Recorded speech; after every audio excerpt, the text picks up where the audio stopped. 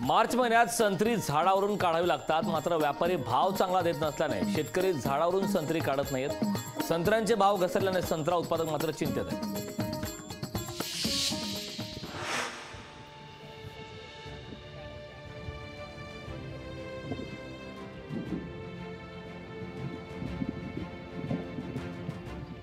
कारंजा तालुक्यातील हेटीकुंडी येथील शालिग्राम क्षीरसागर यांच्या संत्रा बागेत मृगबहराचा संत्रा बहरला। यातून 4 पैसे पदरी पडतील अशी अपेक्षा होती, पण फळ काढणीला येताना देडसुकी रोगाचा प्रादुर्भाव झाला आणि बागेत संत्रा गळून फळाचा सडा पडू लागला।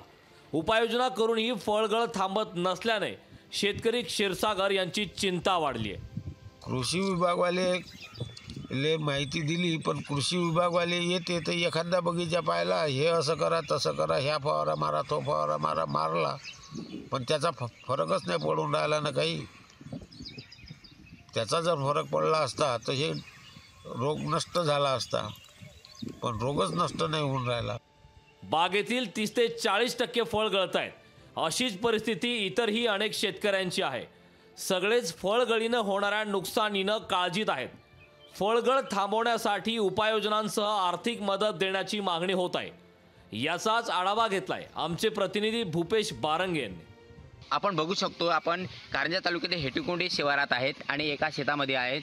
या संत्रा आता सध्या कलरमध्ये आलेले आहेत आणि हा संत्रा देडचुकीमुळे खाली जमिनीवर पडत आहे। जवळपास शेतकऱ्यांचा 30 ते 40% संत्रा खाली पडल्यामुळे मोठं नुकसान झालेलं आहे। आपण बघू शकतो की मोठ्या प्रमाणात जमिनीवर संत्रा पडल्यामुळे हा संत्रा कोणत्याही उपायाचा नाही आहे। त्यामुळे शेतकऱ्यांना कुठेतरी अडचण निर्माण होत आहेत आणि शेतकऱ्यांचं मोठं नुकसान होत आहे। आर्थिक हे नुकसान या संत्र्यातून पडलेल्या संत्र्यातून होत असल्यामुळे आता शेतकरी संकटात सापडले आहेत।